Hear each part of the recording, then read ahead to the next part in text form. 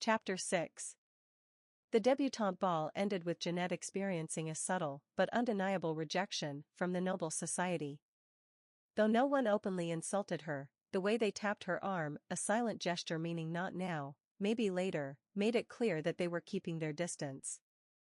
They had all witnessed the emperor's blatant disregard for her, allowing her only a brief audience before shutting her out. It was enough to make the aristocrats cautious. No one wanted to get too close to a potential princess whom the emperor himself did not acknowledge. Duke Alpheus, meanwhile, was reeling. How had the emperor known about Jeanette before he even introduced her? He had spent years carefully orchestrating her grand revelation, yet Claude had treated the entire spectacle as if he had long anticipated it. Even worse, that princess, had practically mocked him by taking control of the situation, ensuring Jeanette was neither fully rejected nor fully accepted. Jeanette, still reeling from the overwhelming events of the evening, was crestfallen when she was told she would have to return to the Duke's estate for now. Though no one said it outright, she could tell it wasn't a matter of preparations needing to be made, it was hesitation. The carriage ride back to the Alpheus estate was silent. Jeanette sat with her hands folded on her lap, her delicate fingers gripping the fabric of her dress as if holding on to the idea of her newfound status.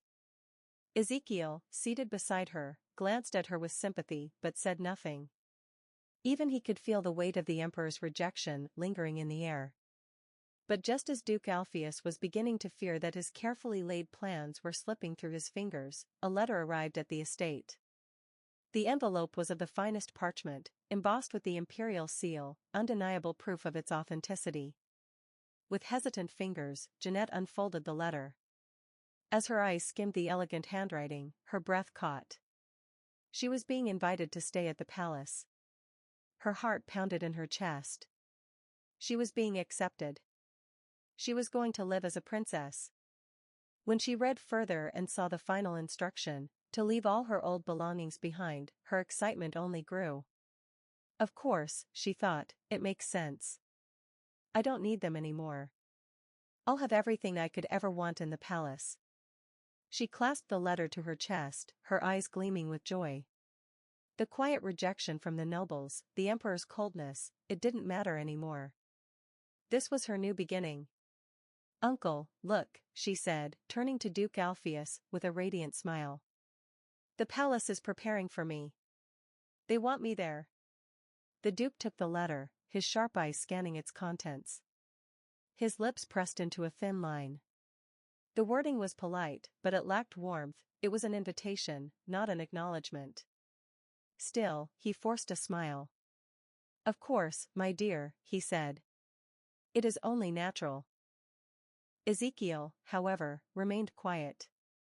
His golden eyes lingered on the letter in his father's hands. Something about this felt off. But seeing Jeanette so happy, he swallowed his concerns. The palace was waiting for her. And for Jeanette, that was all that mattered.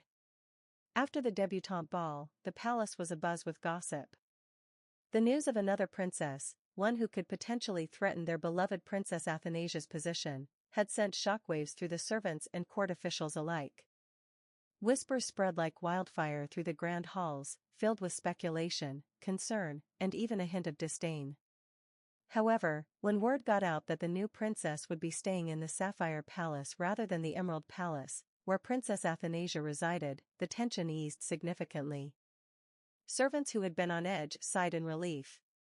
It was an unspoken truth that the emperor's true daughter was Athanasia, and the placement of this so-called princess in a guest palace spoke volumes. She won't be residing in the main palace, one maid murmured as she swept the marble floors of the east corridor. No, she's being sent to the Sapphire Palace, another whispered back. Oh, then there's nothing to worry about. The emperor must not be acknowledging her as a real princess. But while the maids of the Emerald Palace carried on with their work, the servants of the Sapphire Palace had an entirely different reaction. She's bringing nothing with her? Headmaid Margaret exclaimed, nearly dropping her ledger when Lucas delivered the news. Lucas, as usual, looked completely unfazed. He was seated comfortably on one of the velvet lounge chairs in the Sapphire Palace's drawing room, one leg crossed over the other as he flipped lazily through a book. He barely looked up as he replied. "Why should she?" he said nonchalantly. "Anything she brings from the Duke's mansion could be enchanted or dangerous. Besides, it's not as if she's leaving behind anything of real value." Margaret frowned, setting down her book of inventories. "But, surely the young lady has personal belongings." Lucas finally lifted his gaze, crimson eyes gleaming with quiet amusement. "She's not dying, Margaret. She's moving into the Imperial Palace. If she needs anything, she'll get new ones from the Imperial Treasury." Margaret sighed, placing a hand on her hip. "Very well. I'll arrange for her essentials to be purchased within the palace budget." Lucas gave a small smirk. "See? I knew you'd understand." Margaret pursed her lips, but there was no real frustration in her eyes. Despite his arrogance, Lucas had earned the respect of the Sapphire Palace's servants over the years. Though he wasn't a noble in the traditional sense, his presence was powerful enough that even the maids and stewards of the imperial court treated him with the same reverence as high-ranking officials. The younger maids, in particular, had a certain fondness for him. When he was a child, they had doted on him endlessly, charmed by his small stature, sharp tongue, and brilliant mind. Now, as a young man, he had grown into an effortlessly handsome figure. His long black hair, striking red eyes, and confident demeanor made him the subject of more than a few daydreams. "I see the ladies have missed me," Lucas mused, catching a pair of maids giggling behind their hands. "They're just glad to have their favorite little master back," Margaret teased, suppressing a chuckle of her own. Lucas scoffed but didn't refute it. Instead, he leaned back with a smirk and waved a lazy hand. "Just make sure that thing doesn't cause too much trouble. It's already a handful as it is." Margaret exhaled, shaking her head. "I'll do my best. But I have a feeling this will be interesting." With that, preparations for Jeanette's arrival began. However, while the Sapphire Palace maids diligently worked to make everything ready, one thing was clear: Jeanette was stepping into a world where she was invited but not welcomed. And only time would tell if she would realize it. Jeanette stepped out of the carriage, her brown hair swaying gently as she looked up at the Sapphire Palace in awe. The grand estate was beautiful, its tall spires and blue rooftops glimmered under the golden afternoon sun. She hadn't expected to be given an entire palace to herself, and the thought filled her with excitement. "How kind of His Majesty," she thought. "He must be giving me space to adjust before I officially join the imperial family." She smoothed out the folds of her dress, her blue crystal eyes bright with anticipation. She had barely taken a step forward when the grand doors opened, and a line of servants bowed in perfect synchronization. At the front stood a tall woman with sharp eyes, head maid Margaret, if she remembered correctly from the introductions at the ball. "Welcome to the Sapphire Palace, Lady Jeanette," Margaret greeted with a practiced smile. Jeanette blinked at the unfamiliar address. "Lady Jeanette? Not Princess?" Before she could question it, another voice cut through the air, one far less welcoming. "It finally arrives," someone drawled lazily from the side. Jeanette turned to see a boy around her age lounging on a velvet chair near the entrance. He had long black hair and striking red eyes that shimmered like polished rubies. He was dressed in dark, elegant robes, but despite his refined appearance, his posture was anything but proper, one leg draped over the other, an open book resting in his lap as if she were an afterthought. Lucas. Jeanette had heard of him from the Duke. The infamous genius magician of the Tower. They had only met briefly at the debutante ball, before he was called away by the Emperor, along with Princess Athanasia. Now, he barely spared her a glance. Jeanette hesitated, unsure if she had done something wrong. Should she have greeted him first? Was he important enough that she should bow? Margaret cleared her throat, drawing Jeanette's attention back. "Shall we head inside? We've prepared everything for your stay." Jeanette smiled, pushing aside the uneasy feeling creeping into her chest. "Yes, of course. Thank you for welcoming me." As she stepped past Lucas, she felt his gaze flicker toward her just for a moment, before returning to his book. Try not to be too much of a bother, he murmured, just loud enough for her to hear. Jeanette's steps faltered, confusion flashing across her face. As Jeanette stepped through the towering doors of the Sapphire Palace, she took in the surroundings with wide eyes. The palace was undeniably beautiful, but not in the extravagant way she had expected. It was elegant, refined, yet noticeably lacking the overwhelming grandeur of the main palace, where the debutante ball had been held. The entrance hall stretched before her, with polished white marble floors inlaid with swirling patterns of deep blue and silver. Chandeliers adorned with sapphire crystals hung from the high ceilings, casting a cool glow that bathed the palace in an almost ethereal light. Delicate columns lined the hallways, each intricately carved with motifs of the ocean, waves curling around mythical creatures, pearls resting in seashells, and sapphire-eyed mermaids gazing outward. Jeanette continued walking, her soft slippers making no sound against the marble. Velvet drapes in varying shades of blue cascaded from tall windows, their folds fluttering slightly as a faint breeze passed through. Unlike the warmth and lively chatter of the main palace, the Sapphire Palace felt eerily quiet. The servants moved efficiently, their faces carefully neutral, offering polite bows as she passed, but little else. Something about it unsettled her. She had assumed that her residence in the imperial palace would be a reflection of her status. That she would be treated as an honored princess. And yet, there was something undeniably distant about the way the palace staff regarded her. They were neither unkind nor overtly cold, but there was no warmth in their gazes either. Jeanette pushed the thought aside as she followed the head maid, Margaret, through a grand corridor lined with doors leading to various rooms. At last, Margaret stopped before a set of double doors. "This will be your room, Your Highness," she said, stepping aside. Jeanette entered, expecting a lavish chamber fit for a princess. Instead, what she found was underwhelming. The room was neither large nor small, its size modest compared to the grand chambers she had been accustomed to at the Duke's estate. The walls were painted a soft, pearly white with silver blue detailing. A four-poster bed stood against one side, draped in fine, if simple, silken curtains. The furnishings were elegant but minimal, a vanity with an oval mirror, a writing desk made of dark wood, and a sitting area near the window with two cushioned chairs. The only truly striking feature was the large window overlooking the palace gardens, allowing natural light to spill into the room. Jeanette frowned. "This is my room?" she asked, turning to Margaret. Margaret nodded. "Yes, Your Highness. We have prepared it with great care for your arrival." Jeanette pursed her lips. It wasn't that the room was bad. It was tastefully decorated, even beautiful in its own way. But it was far from the luxurious suite she had expected. Compared to her quarters at the Duke's mansion, this felt insufficient. "Prepare another room for me as soon as possible," she said without hesitation. A hushed silence fell over the servants in the room. Margaret's expression remained composed, but Jeanette noticed the briefest flicker of something in her eyes. "Your Highness, this room was specifically assigned to you by His Majesty." Jeanette blinked. "And?" Margaret hesitated for only a second before responding. "A reassignment would require imperial approval." Jeanette was taken aback.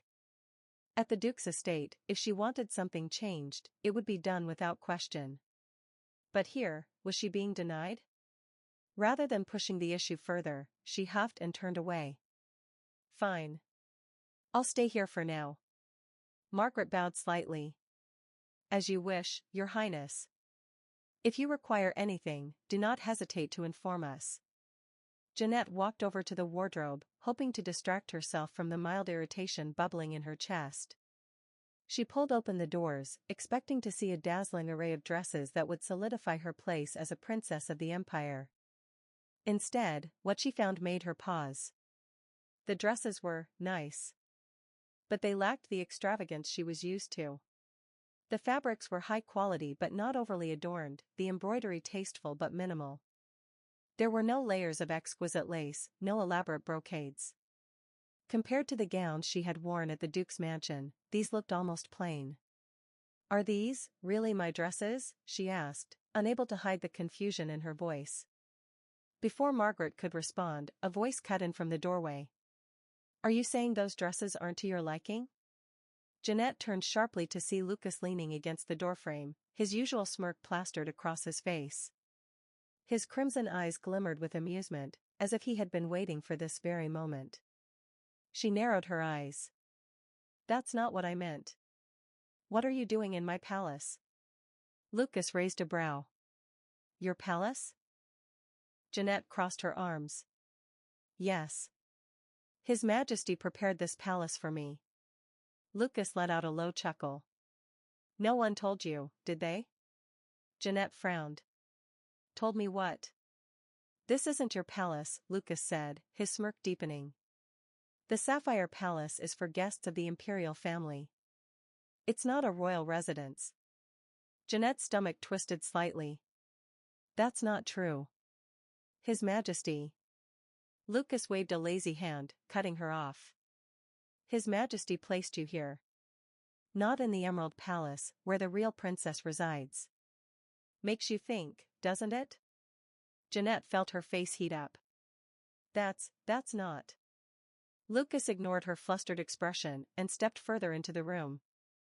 Anyway, since we both live here, let me lay down a couple of rules for you. Jeanette bristled. Rules? From you? Lucas gave her an exaggeratedly patient look. Stay away from my side of the building, he said casually. Also, don't touch anything in the West Wing. Don't disturb me in the library. And definitely don't try sneaking into places you're not allowed to be. Jeanette glared. You don't get to make rules for me. Lucas only smirked. Then feel free to do whatever you want. Just don't cry when things don't go your way. Jeanette's frustration boiled over. You. Her raised voice had drawn the attention of the palace servants, who stood at a polite distance, their expressions unreadable. Lucas tilted his head slightly, his smirk never wavering. He had won. Jeanette had just arrived, and already, she had made a poor first impression on the palace staff. Jeanette's demand for a more extravagant room hung in the air like a challenge, and Lucas had already accomplished his goal. He had pushed her to show her true colors, and now, as expected, she was acting with an entitlement that only further cemented her position as a woman unaware of the fine line between arrogance and respect. Fine, Lucas said, his voice dripping with faux reluctance, if you insist. He turned toward the head maid with a flick of his wrist. You heard her. She wants a bigger room. Make sure it's as far away from mine as possible. The head maid, Margaret, bowed with respect, but there was a flicker of hesitation in her eyes. Yes, sir. Lucas smiled inwardly, knowing his plan had worked. He gave Jeanette one last look of feigned concern before he turned and left, following the servants as they began preparations to move her to a new, more isolated part of the palace. Once out of Jeanette's earshot, the head maid approached Lucas cautiously, her tone questioning but still deferential.